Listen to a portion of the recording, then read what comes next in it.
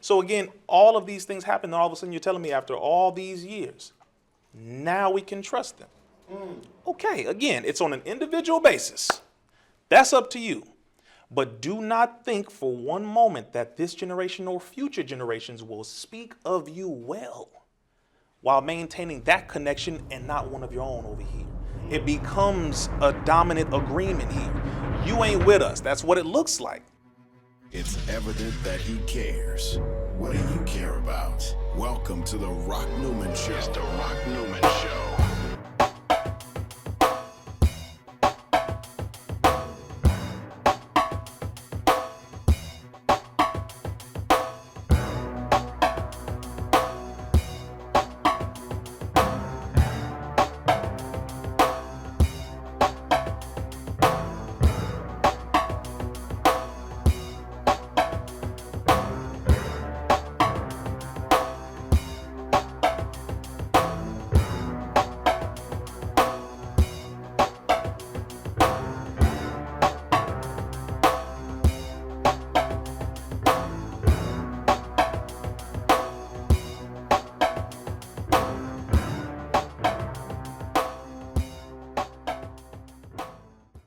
Good evening, and thank you once again for tuning in to the Rock Newman Show 2.0. We ain't playing. And I back that up by saying I can demonstrate that because today our guest is Rizza Islam. This brother has burst onto the scene, and he is disrupting things and thought and causing institutions of, you see me, this is like air quotes, institutions of power to tremble. And in their trembling, they attempt to silence him. They attempt to silence him. I won't spend the time in this prelude to talk about the individuals that white supremacy, American government has attempted to silence, black men they have attempted to silence throughout history. You all know what I'm talking about. There is when a fearless leader comes forth, there is an attempt to assassinate that leader, whether it is a character assassination or other forms of harm. So this man is a fearless leader. We talked in a recent show with a federal judge, a retired federal judge, about civil rights leaders in the law profession having such incredible courage that in order to try to advance matters for black people, they put their lives on the line. And sitting with me today, I'm honored to have someone who is following in that tradition, that he is putting his life on the line. Thanks for being on the Rock Newman Show. My brother, I'm honored. Rizza Islam. Yes, sir. Okay. More than you know. So there's so many places where I thought about starting, but something happened when I was at a place I really shouldn't have been at on Thursday. I was in a soul food joint, man, and I'm working on my program. Yes, sir. I'm working on my exercise, but I was sitting in a soul food restaurant, nice little spot, and they were playing Christmas music. And Santa Claus coming to town. Naughty, you better be naughty or nice. Mm-hmm. Jingle bells, red nose, Rudolph the red nose. All of that played. And I was thinking about the 8-year-old me. It took me back there And I connected to the impact that it had on me. I came out the womb being a, extraordinarily literal person. So when the admonishment came through through that tune that said, you better, you naughty or nice, you better be nice. I was like, I need to be nice. Right. I need not to be naughty and maybe do something knuckleheaded that I thought I was going to do, because Santa Claus It's coming to town. is coming to town. And I'm literal. And I'm hearing that. Right. I'm talking just a couple of days ago. And I was like, damn. If I'm being transported back by this song in this nice, festive place, and I reacted and tailored my behavior as a result of that song, that means that song had an impact on me. Absolutely. It wasn't anything that really got me in any trouble, and I had time to grow past that. But sitting there, I thought about today's youth, today's 10-year-old, today's 12-year-old who listens to music that talks about snitches being bitches and how somebody is going to snuff somebody out, and all the other lyrics that are so violent and so hurtful. And I'm like, okay, as literal as I was, there are kids who are literal today. Right. And they hear that. And they don't have a chance, many don't have a chance to grow past hearing these lyrics, and they act out. I acted out not being so naughty, and it was innocuous. They might hear this lyric like I did and be impacted by it and behave as the lyrics, the way they behave according to the lyrics that they're hearing. And then I could not eat anymore. I'm sorry. I couldn't eat anymore because, and I went past the artist. I went past the performers. Right. And I thought about the executives who are responsible for this filth flooding the airways. Help me out.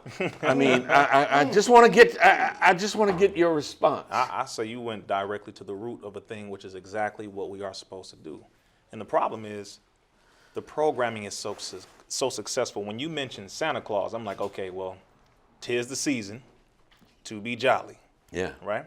We're in that season right now. Christmas trees, talking about Santa Claus, all of these things that we, in our time, even though I was raised not to believe in Santa Claus, I laid in front of the fireplace at 5 years old just to see if this white man would come down the chimney. Yeah.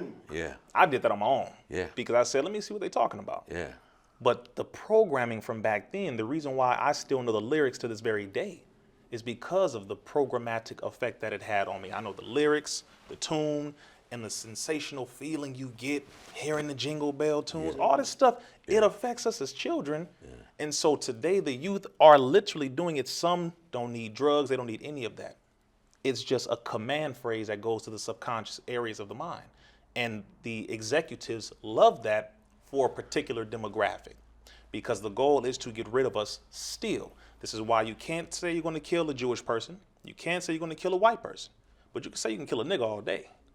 To this very moment, you can say that. There have been multiple artists who have actually come out and tried to put certain words in their music, talking about taking the life of this person or doing this or doing that to other demographics. But they were not allowed to do that. Things were taken out, they were taken down, they were fired, they were dropped from the label, etc. But again, when you're confronting an evil entity or group that has been doing this quite literally for thousands of years, not just 20, 30, 40 years, and now you're stepping on the toes of those who have invested in a specific agenda, which is to get rid of, and if you don't get rid of them, at least maintain control and dominance over this group that you quite literally live off of the blood from. So it's a very deep thing, and again, looking at it in a Christmas type of circumstance, because this is the soft type of programming we're looking at. But going into the drill music, going into the twerking, going into the I don't need no man, if a nigga get some money, shoot that nigga, all that. It's 2022. We're going into 2023 now. We should be done with this. At this point, I grew up on Tupac. I grew up on West Coast rap. I'm from Compton. I grew up on that. I knew what it felt like back then. I crip walked. Let me just say this. Okay, look. To your point, Rock. I was taught how to crip walk at 4 years old. I knew what beat it was. I knew what song it was. I knew who the artist was. I knew what to do. That's all As soon as that beat came on, don't. I knew exactly what to. That was it. Yeah. Because that's what was supposed to be conditioned. So if that is what they do, the question is, why haven't they stopped? And that has nothing to do with the artist. That is the executive. You know what? You just said that you learned to crip walk at 4. I thought I'd let y'all know that. At 4. And while I'm wearing red. You got to be about 6'6". Yes, sir. But I tell you, man, it took me quickly somewhere else. I think we've seen the video. She did a fabulous job of doing the crip walk. Serena Williams. All right. Did the crip walk. Yep. Also. So that's in there. But what's in there that had her to choose a white husband, I think, is my... Oh, yeah, Rock not playing. Is my question. is my question. You're going to set me up with this, so you going to set down... Okay. All right, so Sister Serena, we love you. Let's say it this way. Layers that we have to look at. Number one, the connection between the father and daughter, that has to be looked at. The connection between the mother and daughter, that has to be looked at. Then the connection between the psychosomatic circumstance. Who caused the initial pain in her life? From the first time that she's ever experienced pain. Who was that? The image of that person will then become generalized and then rubber stamped generally on all of those who carry that same image. So if it was a black man, then black men will become the target of her pain. You all did this to me, even if she doesn't say that. They, he, and you and I become the he. Doesn't matter when or where, we're all the he. Because that is a traumatic circumstance that is then stamped on all of us. This is why when you hear some of our sisters say, niggas ain't shit. Yeah. It's like, okay, so I agree to a degree with what you're talking about with behavior. That's just negative, that we shouldn't all be involved in the first place. But you haven't met all black men. You haven't even met the majority. So to generalize just means you're stuck in a traumatic incident with that one or those two. And then that goes and covers all of us, and then vice versa. We do the same thing as black men. We say the same thing. Why? Because it was your mama that did that to you, or your auntie that did that to you, or that one woman, or your baby mama, whatever it was that happened to you. It then translates and transfers to all of our people, and then we don't come back from it because we refuse to confront the initial pain that happened from the very beginning. So now, mind you, that's an assessment, one of the layers, because I don't know. And maybe she knew the man from an early age. He may have been stopping by the tennis court in Compton. I don't know how it happened. You know, everyone has their own life. But at the same time, if the love that she had for black men were that deep, then there should have been something to intervene there. But then again, we still don't know, because I have also another side of it. When it comes to athletes, especially when our athletes reach a certain level, there are parties set up. When their contracts are being signed, when they have different companies that are investing in them. Now it's Nike, and it's this company, it's that company. They bring people around you. Okay, now it's not just your managers or your handlers. It's now the people who was the friend of the photographers. It's the people who are a part of the demographics of the people who set up your appointments and those who are your driver, etc. And then they tend to finish your sentences. They tend to know all the favorite things you like. They tend to just kind of pick up on every single thing, and you're like, wow, this person really knows me. No, a lot of them are set up to be there. And that is also another fact, which is another reason why a lot of our brothers end up with white girls too. And that's not, again, this is just layers. These are different scenarios. Mm-hmm. And then, of course, there is a possibility where you can fall in love with somebody. Mm-hmm. That's possible. Mm-hmm. But I think we should look at the psychological, spiritual, mental, circumstantial, environmental. Look at all those different layers first before we just say, oh, I just fell in love. No. Let's look at all of it first. And then if that's the case, fine.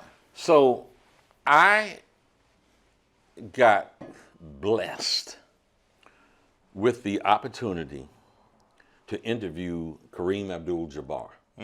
Yes, sir. And so, I looked at Kareem's history of activism and, being a black man and all of that. And I never want to disrespect or, now if I ask a question and a guest is offended, but I'm coming from a pure place. Absolutely. I don't ever want to try to overtly, intentionally disrespect anyone. Right. But I knew that I had to ask him the question because during the time where he was going to sit at the table, something had just happened, like with Belafonte. Belafonte was in the news. And Sidney Poitier was in the news. And Legends. Eddie Murphy had done something with some really, really thin model white lady that he, the video I saw was, he was like really goo-goo-eyed over. And it was a high time, not just recently as it has been, but it was before when Clarence Thomas, there's a photo, there's what I think is an iconic photo of Clarence Thomas Googling up at Miss Jenny. Oh, man. And all of that, for some reason, kind of flooded my consciousness. So I had every intent in the most respectful manner to ask Kareem Abdul-Jabbar, who I think he had one black mate, but all of the others were white ladies.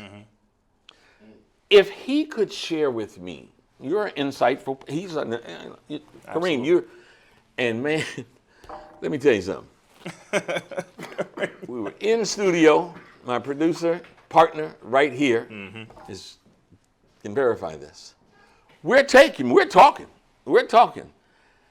And the station manager came and did like this. Oh, see? Okay. And said, it's not filming. You're talking, but now I hadn't asked him the question, so I hadn't gotten there. Okay. He just said, it's not filming. We're going to try to get this done. We went to the whole time, and he didn't get it done. They didn't get it done. I actually didn't think that was a conspiracy. I was just frustrated.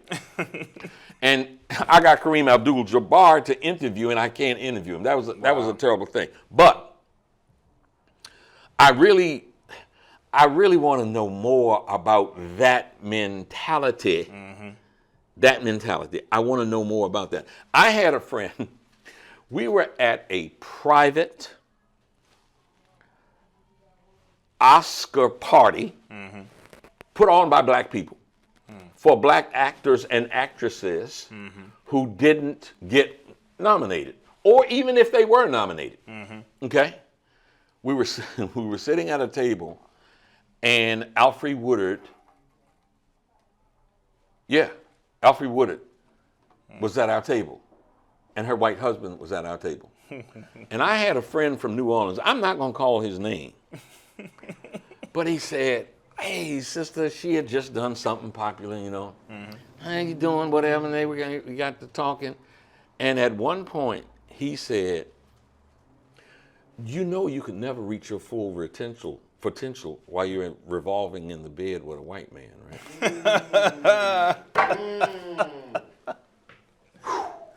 Man, it was like people were looking for the floor. Right. People were looking for the floor. But I bring that up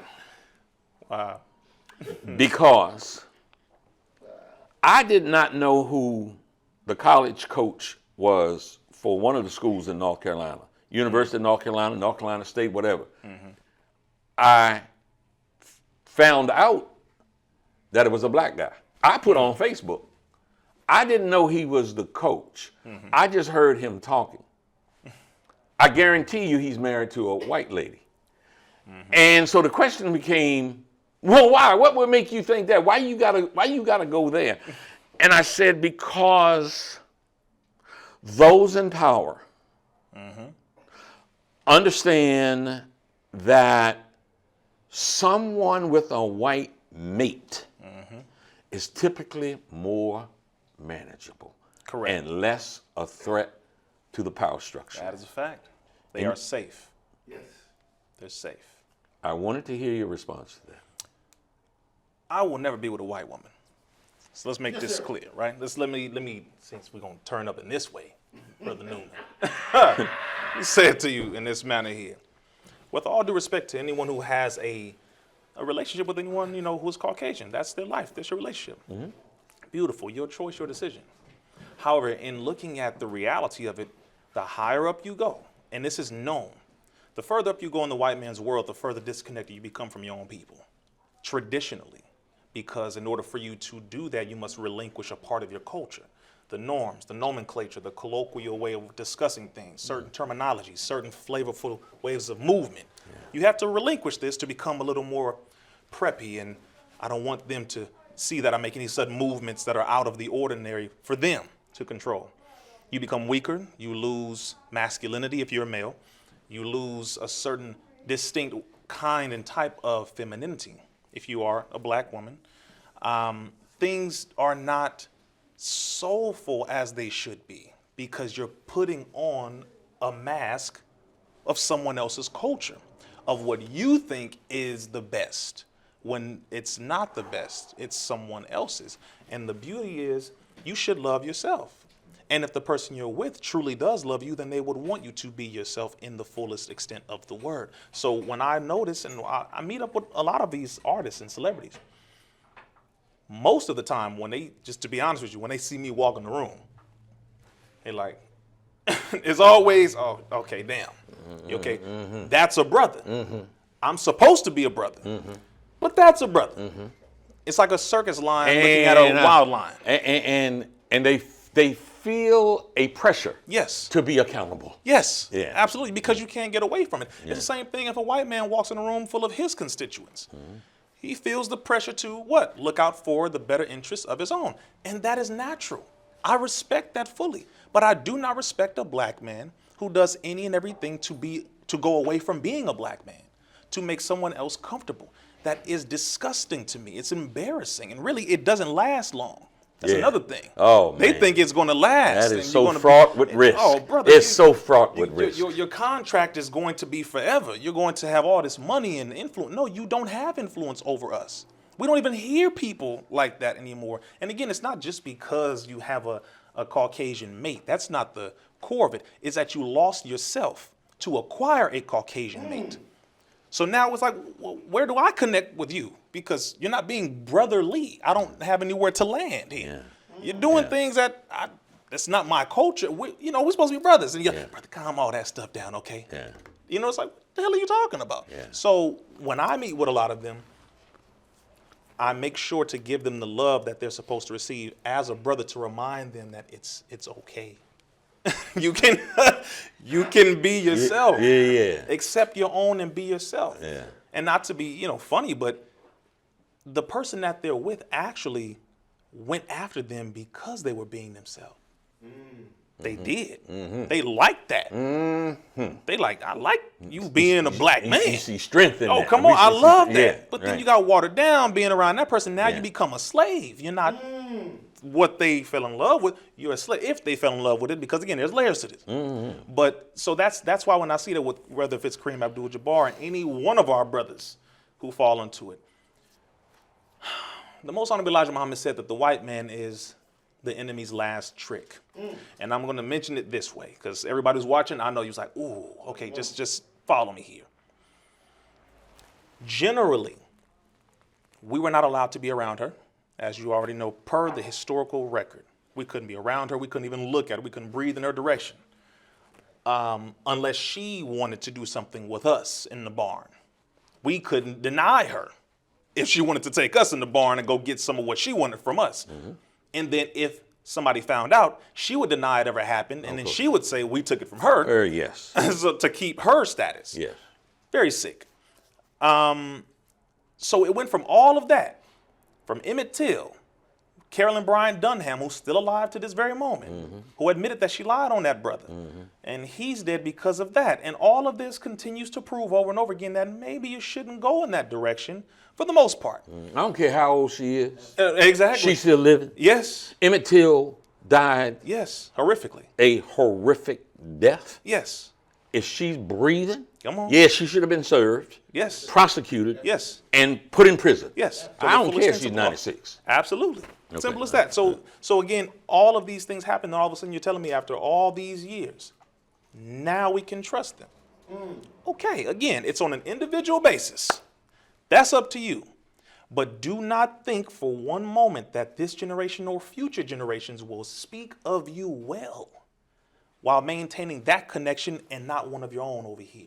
It becomes a dominant agreement here. You ain't with us. That's what it looks like. It's not what I want. It's not what we want to say he ain't with. No, that's what it is. Because to be honest, in the eyes of her people on that side, they looking, but they like, he ain't with us.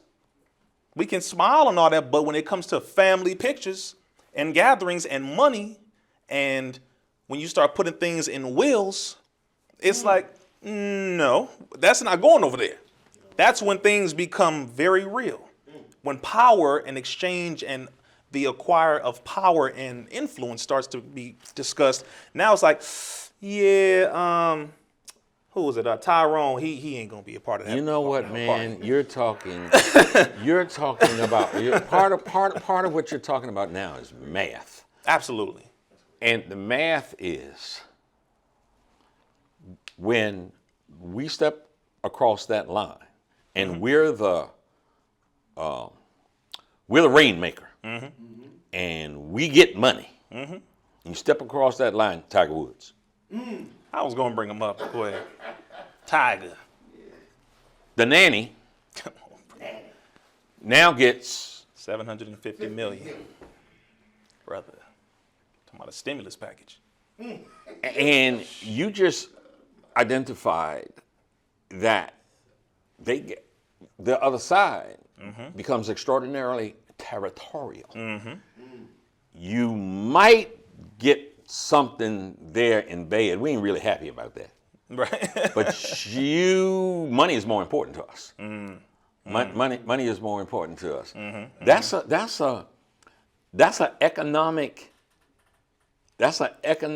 equation there. Yes. That we should recognize. Yes. It's a war tactic.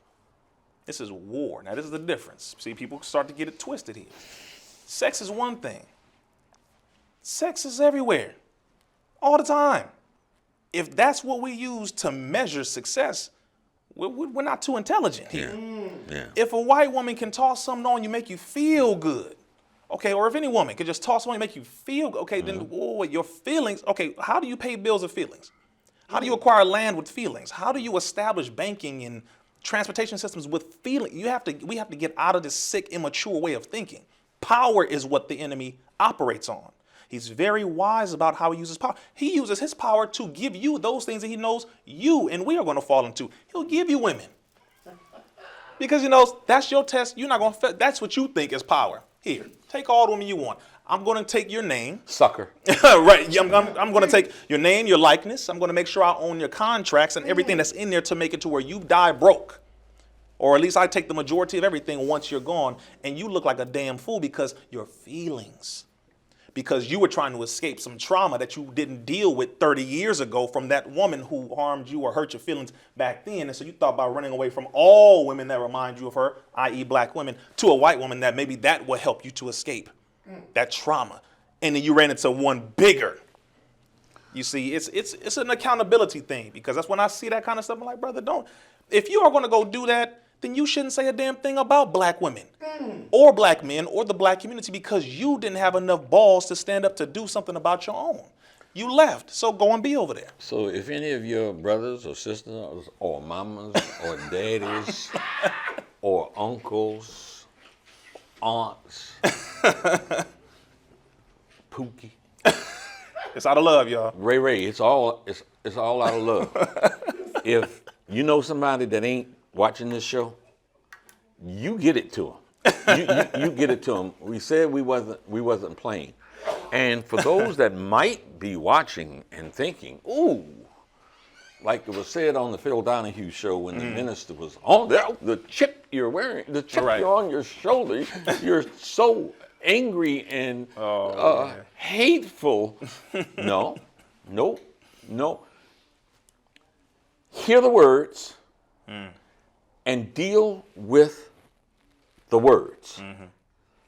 Come out of your sense of superiority and entitlement. Come on, yeah. White supremacy is a form of insanity. That is a fact. So don't keep being insane. Deal with the words. There are truth to these words. They might be uncomfortable for you, but deal with that.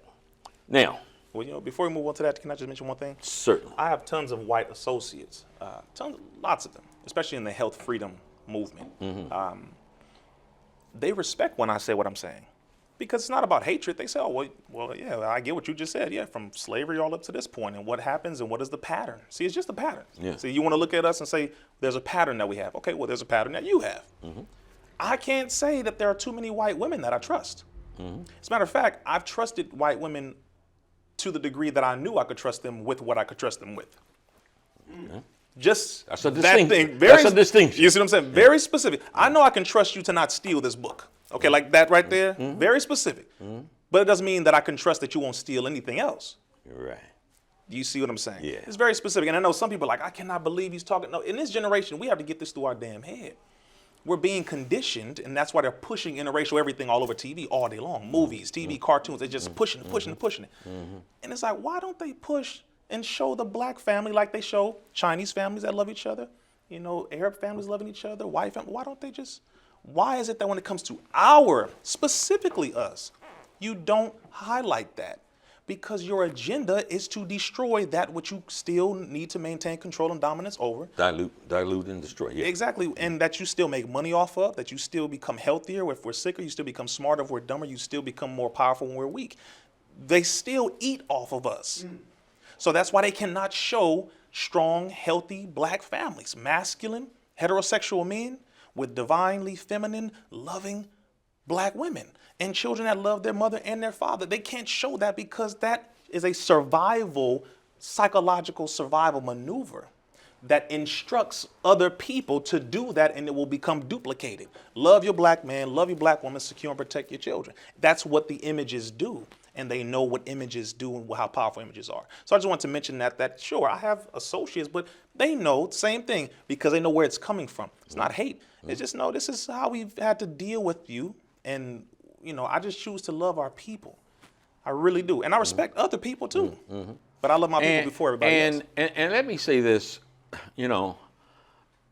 there still is that sentiment that black love, loving yourself, having pride in yourself is threatening. It is, Come on with it. you don't have to be, it really doesn't mean white hate. Black love don't mean white hate. Black power is talking about value, is talking about self-determination. You like self-determination, right? Okay, so now, I am unquestionably going to do what will probably be a two-part series. I can't. I thought about this. I can't do it in one on the subject matter I'm talking about. So, Savior's Day 2020. Yes, sir. I was in Chicago. Where were we? Detroit. In Detroit, and I thought about the number of people that were coming to Savior's Day. And my my admiration for people in the nation, you know, at the leadership position has been, you know, it's Malcolm, the minister, you know, Ali. You know, they're the kind of Right. the most charismatic, well-known and all that. Right. But I had like a day and a half where I didn't have much to do. And for some reason, I thought about the work of Elijah Muhammad. And I used self-reference. And I was like, okay, I think I'm a fairly intelligent guy.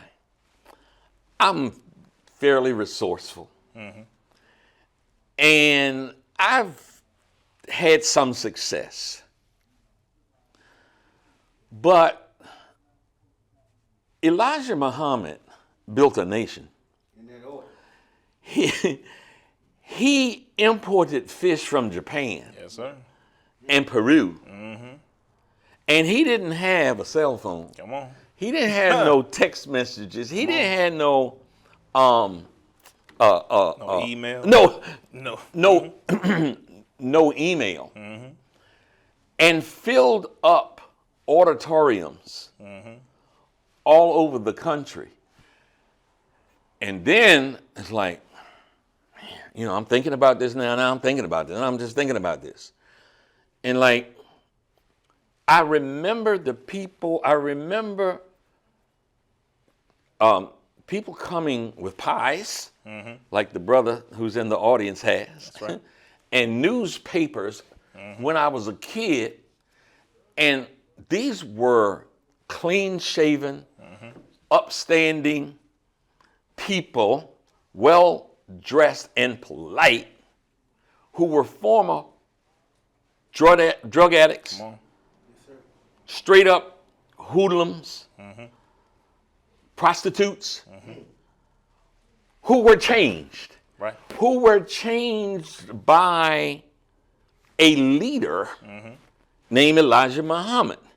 And he accomplished all that so I'm like, I could never do that. I mean, you know, there was a certain sense of gravity, was that, good God Almighty, look what this man did against intense, far-flung opposition. Who is this man? Come on. Was my question. And, you know, being in the nation and without, you know, putting you on any kind of spot, I'd just like to get your unvarnished thoughts about the apostle,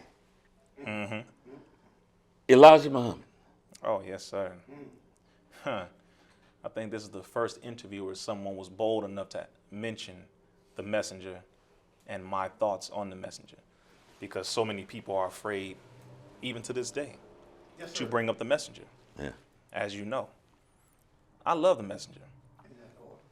Period. Without him, I don't think my own siblings would have made it past their teenage years. I don't think my mother would have made it, because my family was in the nation when I was a child. At Mosque 54, Compton Mosque, my siblings were in the mosque. I learned how to pray in Arabic before I learned how to pray in English. I used to watch them. You know, I'm talking about my mother, my brothers and sisters, and all of them. I would watch how they would operate. My stepfather used to, you know, sell the fish, final call. All of this was happening. It took them out of gang life, out of drug life. Every description you mentioned that the messenger cleaned up people from these different conditions, my family was in all of those. Drug dealers, prostitutes. My older sister was on Skid Row for 16 years, strung out on crack cocaine, downtown LA. We all have Arabic names. So if it were not for the example and the teaching of the most honorable Elijah Muhammad that he submitted to, that Allah taught him to teach us, I don't think I would be here. So regardless to what any, That's a testimony right there. I mean, really. Yeah, and I feel it. Like we said in this generation, no cap. Yeah. No lie at all. Yeah. To be honest, I don't give a damn what anybody has to say. No weird, punctified, ignorant, half-witted Negro on the internet who hasn't built up a damn 2x4 plot of grass, let alone an $80 million net worth of an entire nation of people, self-sustained, beautiful, cleaned up. You talking about having knowledge of self, knowledge of God, knowledge of the time and what must be done, the knowledge of who the devil is by name and description. Thoroughly knowing what to do, not blaming nobody, but getting up, it is nation time. Do for self or suffer the consequences. You blame the white man, but you don't do nothing for yourself. What are you doing? If it were not for this, and the example of the Honorable Mr. Farrakhan, and the example of Brother Malcolm X, and the example of Brother Walathuddin Muhammad, because he did beautiful work as well. If it were not for the example of Mother Tainetta Muhammad, Sister Clara Muhammad, I went to Sister Clara Muhammad's school. You see what I'm saying? Yeah. To where she carried on the torch when the messenger was arrested to keep the schools going because the teachers were arrested back then. See, we don't think because we see people on the internet getting likes and views that means you accomplished something. I don't get caught up in that nonsense, clearly, or else I would have stopped talking a long time ago to maintain whatever platform this enemy allowed me to build up in their world. I'm not interested in that. So if it were not for the example, the teaching, the sacrifice of the most honorable Elijah Muhammad, a man who didn't even make it to high school. Yes. And did more than all of the so-called college graduates, Yes. post-collegiate professors. If it were not for that man, again, I don't think there would be a Rizza Islam.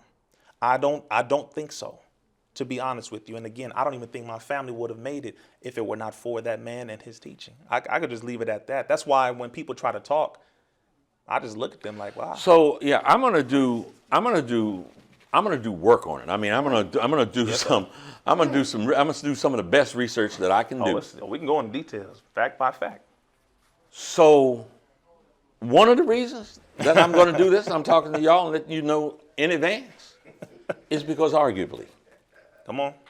he's the greatest black leader ever. That's a fact.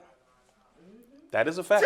That is a fact. If you wanna debate about that, That is a fact. and you wanna debate about that, That is a fact. I didn't say perfect. Right. I didn't say perfect. Greatest. Come on. We could talk about that. That is a fact. So I got to do, while I'm here, I've got to do work to highlight, to showcase, to honor that man, Yes, sir. Elijah Muhammad. Absolutely. Absolutely. So you, Rizza Islam, were not just, you're a part of the Disinformation dozen. Yes, sir. The Disinformation. Brother, yes, sir. The Disinformation dozen. White House, brother, they have a sense of humor in the White House. That was funny. Tell me what your first reaction was when you heard that. I said, dang. I said, whoa, just 12 of us? That was my only question, just 12? In a unique club. Yeah, I said, wow. And then I said, wow, just 12. And after getting over the initial excitement, because to be honest with you, people get excited about a job they've gotten. They get excited about an Oscar, or they were nominated for this or that. As a revolutionary, to be acknowledged by Satan, just to be acknowledged by him, called out by name, lets you know that you are clearly doing something right. So I felt like I had won the Super Bowl for revolutionary activism. And I got a ring now, so I got one of my rings. That was initial. And then there's the danger, there's the this, and okay, what does it mean? And all of that. But to watch the former White House press secretary Jen Psaki literally go over and say these 12 people are the most dangerous on the internet, where the spread of disinformation and misinformation are concerned, and then the U.S. Surgeon General comes out and echoes that, then Joe Biden, the president of America, says that these 12 people, are terrorists. These are the biggest threats. I was just thinking, I've seen this before. I've read about this. I've seen it with this leader and that leader and this leader and that. From Minister Farrakhan all the way back, I've watched this. So what does this mean? Then I started getting calls from all these celebrities who I was warning about things. Brother, you all right? I'm just checking up. And I said, I'm fine. I knew what I was getting into. I'm fine. But again, it just let me know. And I'll mention something that the minister told me. Minister Farrakhan, he said, Brother Rizza, he said, listen, he said, you have to continue to lead this generation, but Satan will always come knocking. Always. He said, as long as you are doing the work of raising the mentally dead and spiritually dead, especially among your generation, he said, this generation, Satan is going to have his eyes on you. So he continued to keep that in my mind of humility, walking my post in a perfect manner, always moving closer to Allah, because this is what it is. This is literally the pattern. This is how it goes. So I was just laughing. I said, wow, that's interesting. I have no degrees. I'm not, all these different things I'm looking at. But if I'm clearly put on that list, then and clearly Satan sees that there's something that God is using me for and through me to do that he sees as a threat to one of these stages that he's trying to maneuver the people into.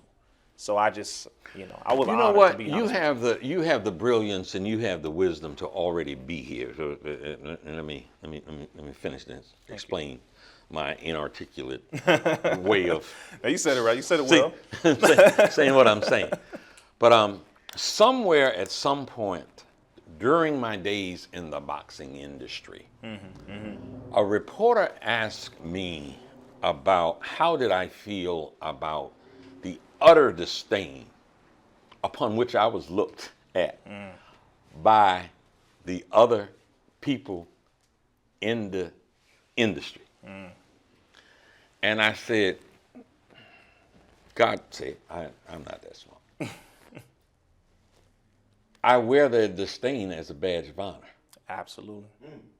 I think that's what I just heard you say in a much more profound way. Yes, sir. Yes, sir. You have registered concern. It might be one of the reasons that you're a member of the disinformation dozen. That there is you said a lot. So, okay. Attack, that there's an attack on masculinity, children, and the black family. What you talking about? Willis. Bold black men are a problem, as you mentioned earlier, because we know who we are, we know where we're going, we know who the real enemy is, and we're not going to kill each other, which means we're going to maintain steady growth in numbers in our military, not adding to theirs. So if I have the mindset, Run tell that. Right? So masculinity, it is a problem because it's a condition where you will fight back, which is the number one thing that they never wanted from the plantation up to this point. Break that nigga. He looked at me in the eyes. See, that's all we had to do at the beginning. Just look at you in the eye. And they knew from just that alone, he's going to be a problem. Send him to another plantation because he's still useful. We need him, he picks good cotton, he brings in enough money or whatever. Send him to another plantation, even as a child. Because there's something about this get back that this enemy don't want. He feels this guilty conscience that they're going to do to me what I did to them, not realizing, well, we are the majority on the planet, number one. We don't carry that kind of spirit or else we would have already done it. Number two, we just want you to leave us the hell alone and let us do for ourselves. That's really it. Number 3. But again, in this situation where this country is concerned, and really the world, where there are masculine black men, there are safer environments. And what do I mean? This whole toxic masculinity farce that people try to toss out here. The term toxic masculinity came from 2 Caucasian men. There we go again. The system of white supremacy trying to control the narrative of what masculinity is when they didn't know from the very beginning them damn selves. Shepard Bliss and Robert J. Stoller. One of them happens to be a homosexual. So let's connect these dots here. So a homosexual Caucasian man is going to tell heterosexual nations of original men what masculinity is. Not possible. Number 2, if that term came out and then it became overshadowing of what masculinity is, it blurs the lines of what true masculinity is and what it is not. So now what people perceive as masculinity is putting their hands on a woman. That's masculine. No, that's not what masculinity is. Masculinity would prevent a man from putting his hands on his woman. Masculinity protects men. Masculinity protects the community. Masculinity raises and respects children. Masculinity secures women. Masculinity makes it to where you're not going to step over here and not get checked if you don't operate properly. That's what masculinity is. Toxicity is the opposite of masculinity. You can't even put those together, because the other thing is you knew it was an agenda because you never hear people talk about toxic femininity. But it's always toxic masculinity. Why? Because the agenda is to make the man weak, because if you have weak men, you have women who are not going to be able to be protected, and therefore they are the prize, because we want to put our seed in them to perpetuate our existence. So if they don't have their security, remove the security, we will be able to take control of them. Again, it is the same tactic in a new veil, a new package in this generation, where they are looking at make sure we are able to destroy them slowly but surely, and make sure they don't have any men to protect them. Even though women can protect themselves, they shouldn't have to. You know, there is, it started. When you are designated as a member of the Disinformation dozen, demonizing you has clearly started. That's official. Yes, sir. It's official demonization. That makes me think about this narrow, nationalistic government that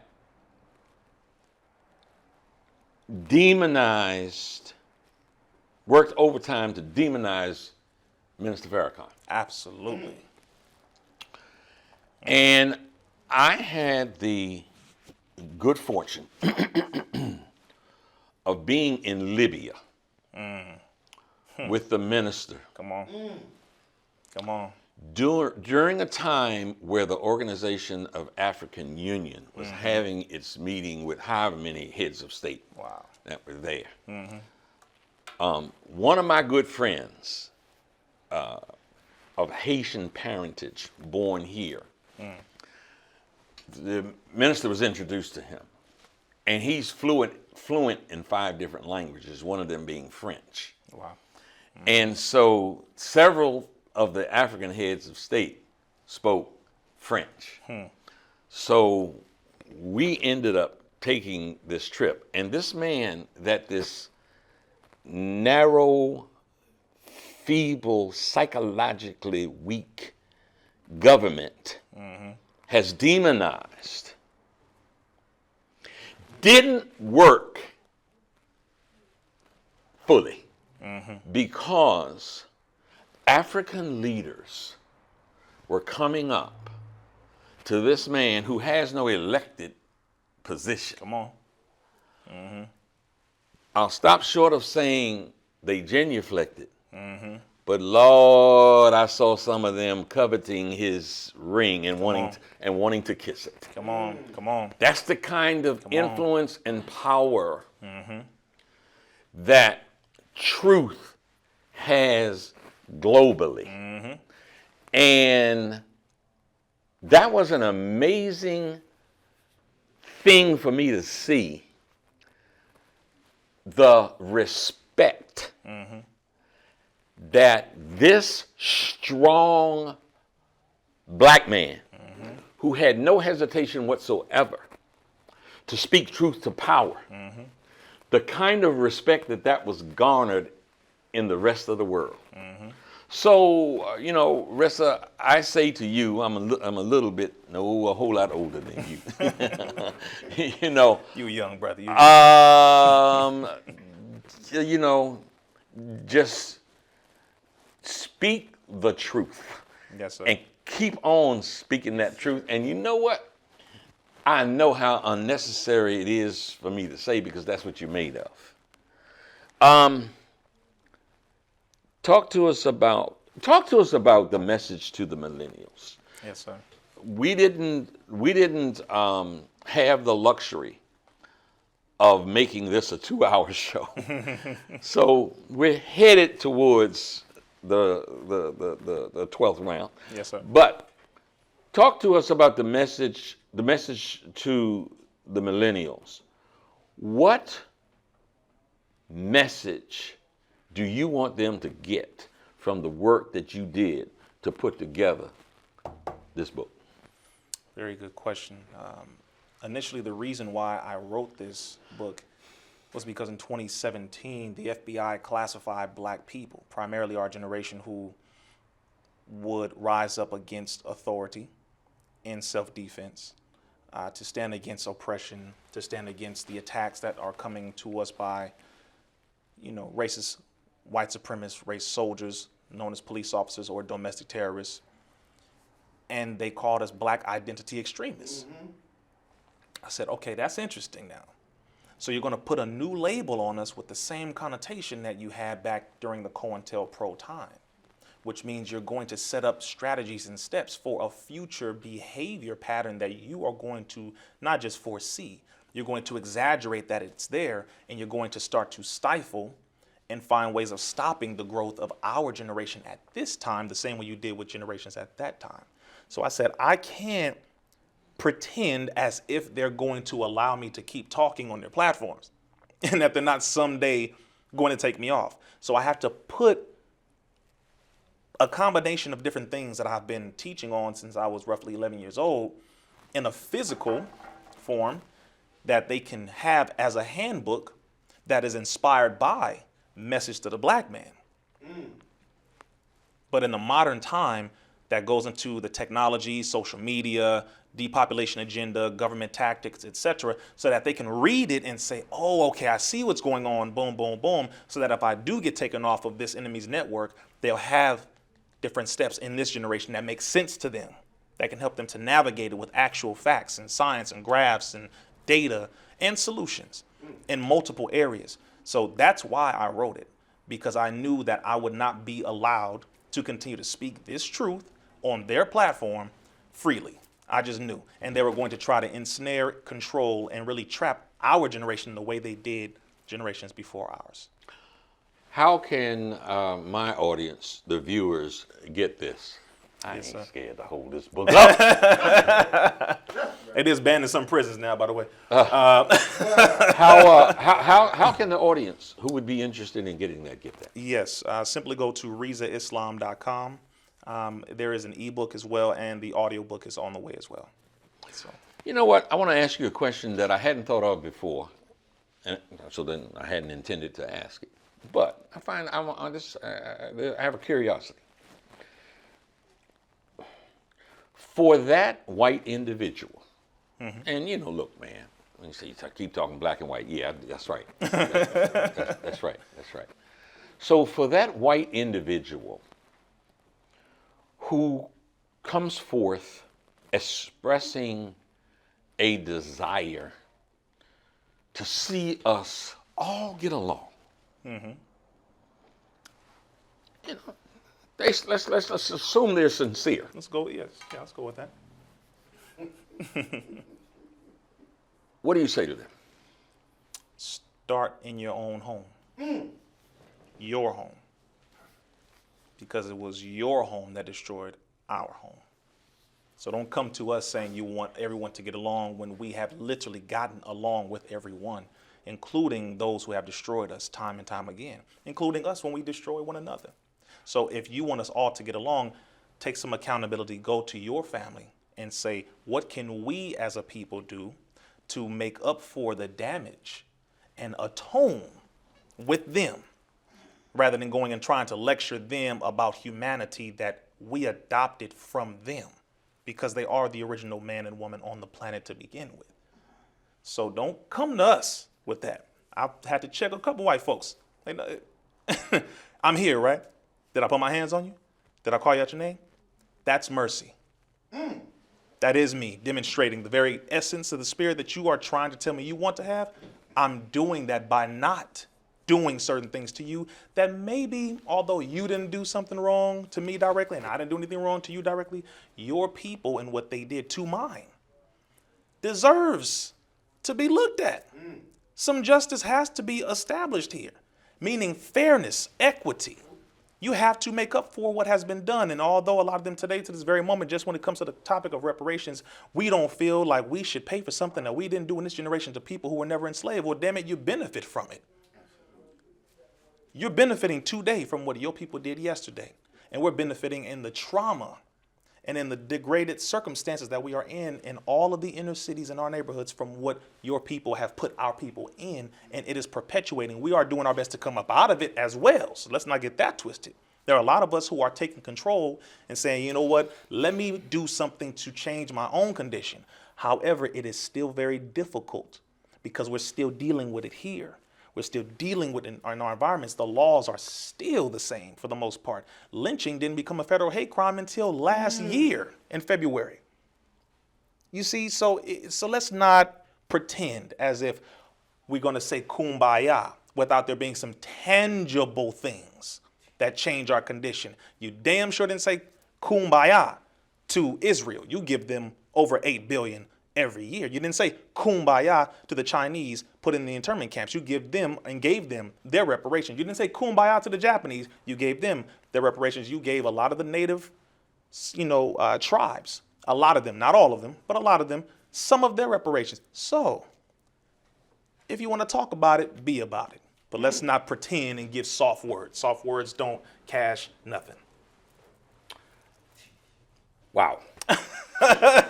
To that white person who would ask.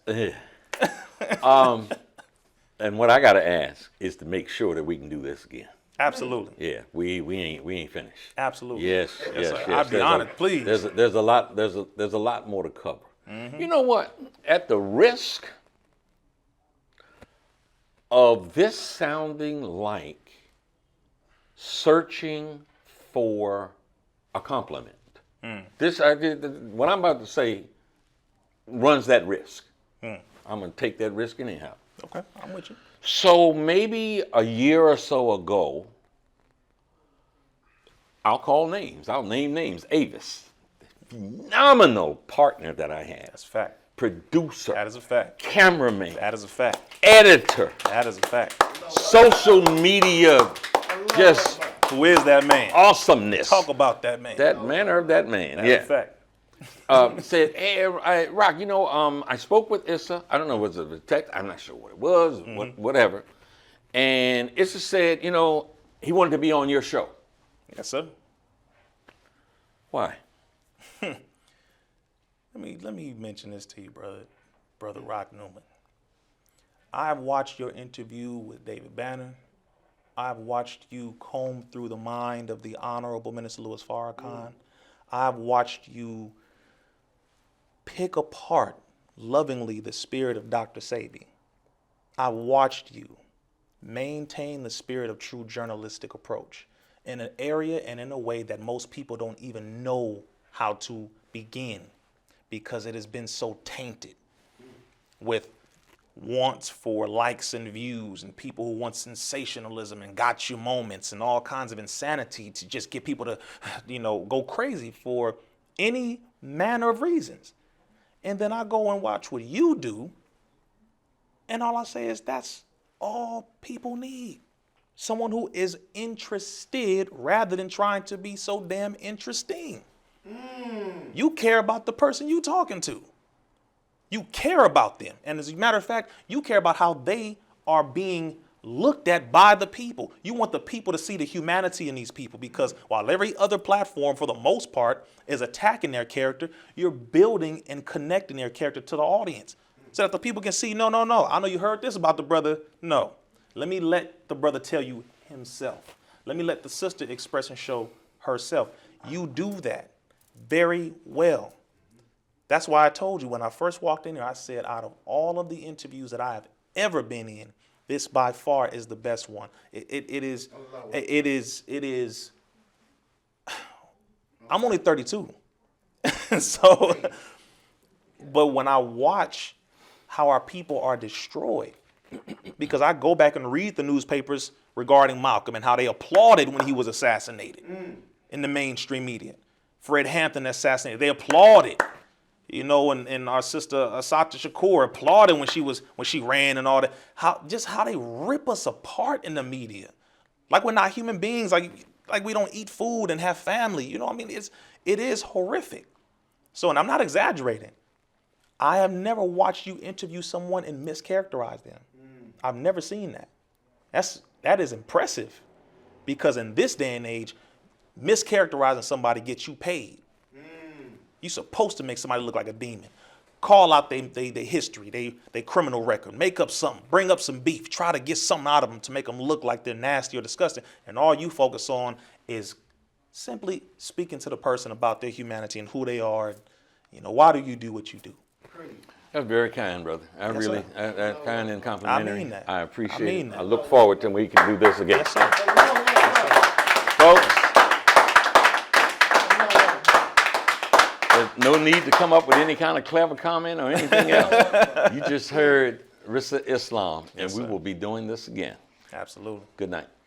Praise be to Allah. That was beautiful, brother. My brother.